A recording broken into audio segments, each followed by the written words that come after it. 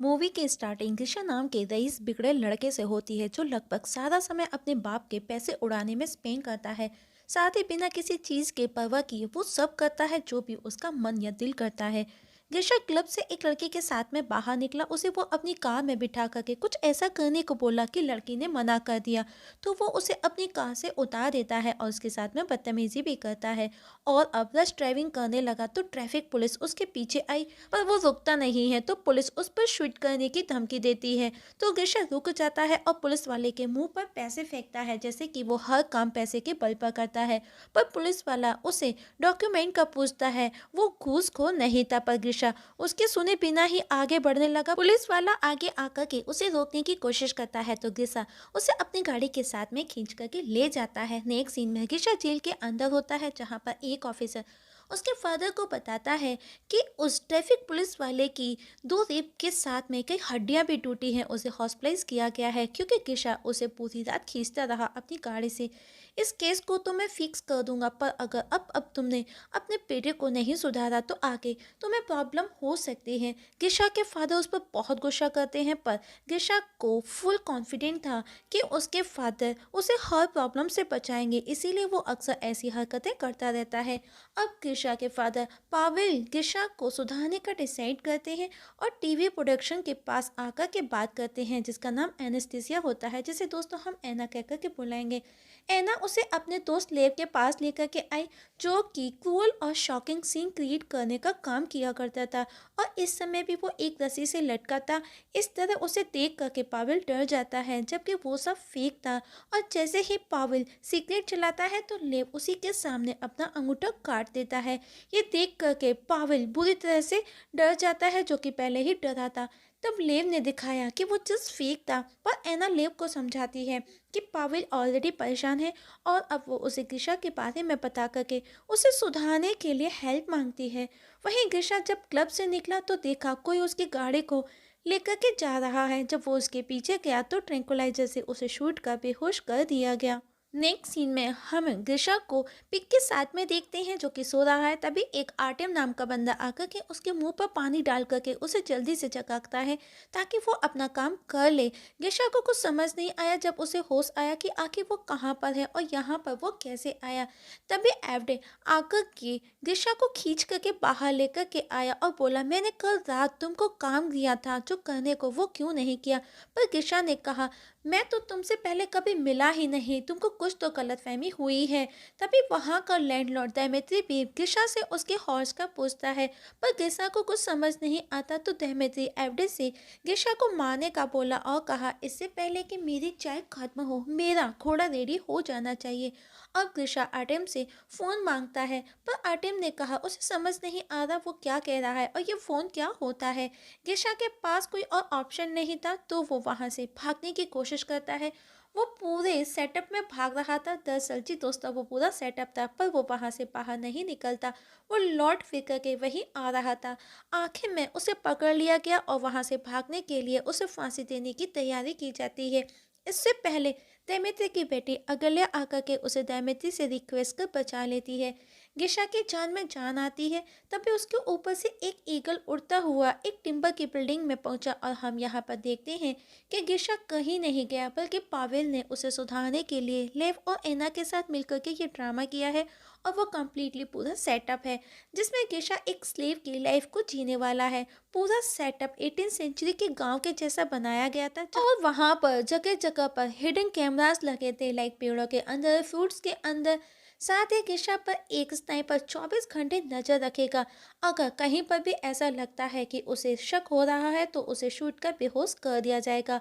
वहीं गिशा को जमीन पर सोना पड़ता है, उसे पूरी पूरी रात नींद नहीं आती, उसे सुबह सूरज उगने से पहले उठना भी पड़ता है। और अगर वो कोई भी रूल तोड़ता है या कोई भी रूल नहीं मानता तो उससे चाबुक से टॉर्चर भी किया जाता है। काफ़ी दिन होने के बाद में भी पावेल ने देखा कि गिशा में कोई भी सुधार नहीं दिख रहा था। वहीं गिशा को नॉन वेज खाए काफ़ी दिन हो गए थे तो वो एक चिकन चुरा करके उसको पका करके खा लेता है, वो भी अकेला। आर्टेम भी उससे खाने को मांगता है, पर गिशा पूरा अकेला ही खा चुका था। अब चिकन गायब होने पर एडवे सभी स्लेव्स को पूछता है, पर कोई भी कुछ नहीं बोला। तो एडवे आर्टिम को खींच करके तबेले में लेकर के गया और उसे मारने का ड्रामा करता है। गिशा को आर्टिम पर जरा सा भी तरस नहीं आया, वो कुछ भी नहीं बोला। कुछ देर बाद में आर्टिम गिशा को चाबुक के मार्क दिखाता है जो कि रियलिस्ट पेंटेड थे, लेकिन गिशा को कोई भी फर्क नहीं पड़ता उसके घाव देख करके। तभी उसकी नजर घोड़े से उतरती लीजा के अंडर पेंट पर पड़ी। वो दौड़ करके उसे वो दिखाने का बोला। वो उसके पीछे पड़ा क्योंकि वो उसके जमाने का था, पर अब वहां लोगों की भीड़ लग चुकी थी, तो मौका मिलते ही लीजा वहां से बच निकल जाती है। वहीं पावेल मॉनिटर रूम से सब देख रहा था, तो वो सब बंद करने का बोलते हैं क्योंकि किशा के अंदर कोई भी चेंजेस नहीं आ रहे थे, बल्कि वो आज भी लड़कियों के साथ में वैसा ही कर रहा था जैसा वह पहले करता था। तभी वो स्क्रीन पर देखते हैं गिशा को रियलाइज हुआ है कि उसने लीजा के साथ में गलत किया है। वो उससे माफी मांगना चाहता है, तो वो लीजा को सिग्नल देते हैं और उसी के पास में भेज देते हैं। एक दिन वो लोग ड्रामा में एक फेस्टिवल सेलिब्रेट करते हैं। उसमें कल्चर के अकॉर्डिंग आज रात जो भी लड़का लड़की एक दूसरे के साथ हो जाते हैं, तो वो उनका लाइफ पार्टनर होगा, मतलब वो लाइफ टाइम एक साथ रहेंगे। सेलिब्रेशन के दौरान आलिया ग्रिशा को बताती है कि उसके फादर उसकी शादी किसी ओल्ड पर्सन से कराना चाहते हैं, लेकिन अगर उसके फादर ऐसा करते हैं तो उससे पहले वो मर जाएगी, और इतना बोल करके वहां से चली जाती है।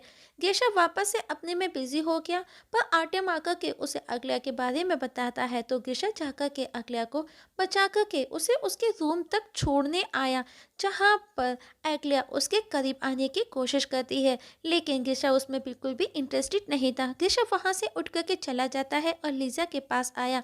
वो उसे अपने साथ में आने का बोला, पर लीजा ने कहा उसके फादर बीमार हैं, वो नहीं आ सकती। गिशा बेचारा चुपचाप चला जाता है और वो काफ़ी अपसेट भी था, मतलब कि अब लीजा को गिशा की लवर का रोल प्ले करना था, पर उसके बॉयफ्रेंड एलेक्सी को ऑब्जेक्शन था, पर लीजा उसे कन्विंस कर लेती है और अब गिशा लीजा दोनों एक दूसरे के साथ में टाइम स्पेंड करने लगे थे। एक दिन जब वो दोनों साथ में थे, तो गिशा की नज़र आसमान में उड़ते ईगल पर गई, जो कि ड्रोन था और वो उन्हीं पर नजर रखे था, लेकिन इस समय वो अजीब तरीके से उड़ रहा था।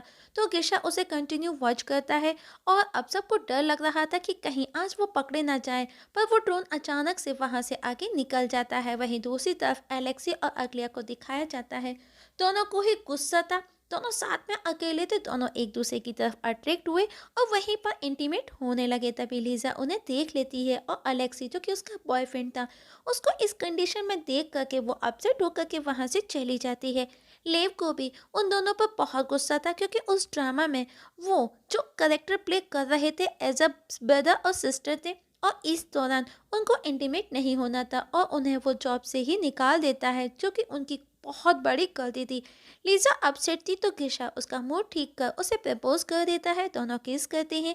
मॉनिटर रूम में बैठा ये सीन देख करके पावेल जब ये सब देखता है तो काफी खुश होता है, क्योंकि अब उसे लगने लगा कि उसका बेटा सुधर रहा है। वहीं आलिया खिसिया करके टीवी पर जाकर के रिवील कर देती है कि पावेल अपने खुद के बेटे को ही किडनैप करके टॉर्चर कर रहा है। वहीं पावेल को जब ये बात पता चली तो वो सब बंद करने का बोला, पर एना के दोस्त लेव ने कहा जब तक पुलिस यहाँ आएगी हम तक पहुंचेगी, हम ड्रामा को एंड कर चुके होंगे। अब ड्रामा में मंगोस की एंट्री होती है। मंगोस लीजा को अपने साथ ले जाने का बोले। सबको लगा गिशा लीजा के लिए फाइट करेगा, उसे बचाएगा, लेकिन वो वहां से चला गया। ये देख करके सभी अपसेट हो गए, सबको लगा उनका हार्ड वर्क वेस्ट गया। पर कुछ देर बाद ही गिशा घोड़े पर सवार होकर के वहां एंट्री करता है और लीजा को बचा करके ले जाता है। ये देख करके सब बहुत खुश हो जाते हैं, पर तभी वहां पुलिस भी आ जाती है, पर गिशा उन्हें कहीं नजर नहीं आया। लीव ने कहा वो बस मूवी शूट कर रहा था, तो इसके लिए पुलिस कोई भी अगेंस्ट एक्शन नहीं ले सकती थी। वहीं गिशा भागता हुआ सेटअप से दूर निकल करके मॉडर्न टाउन में पहुंच गया। उसे कुछ डाउट आने लगा, पर तभी एना का बंदा उसे शूट कर बेहोश कर देता है। अब उसे होश आया तो उसके फादर पावेल ने बताया कि उसका कार से जो एक्सीडेंट हुआ था वो 3 महीने बेहोश रहा और आज उसे होश आया। गिसा वापस से पहले वाली लाइफ जीने की कोशिश करता है, पर अब उसका उस सब में जरा सा भी इंटरेस्ट नहीं रहा था। इवन वो अपनी कार को भी उसी ट्रैफिक पुलिस वाले को दे देता है जिसकी उसने हड्डियां पसलियां तोड़े थी। एक दिन उसे एलेक्सी और एलेगिया नजर आए। वो लीजा के बारे में उनसे पूछता है, वो दोनों उसे लीजा के पास लेकर के आए। गिशा ने कहा उस दिन उसने जो भी कहा वो सब सच था। लीजा भी गिशा के प्यार में थी, दोनों गले लगे, केस किया। पावेल भी एना से शादी कर लेता है। गिशा अपने फादर को उसे सुधारने के लिए थैंक्स कहता है, एक जेन्युइन बंदा बनाने के लिए। पावेल गिशा को गले से लगा लेता है और इसी जगह मूवी की हैप्पी एंडिंग हो जाती है।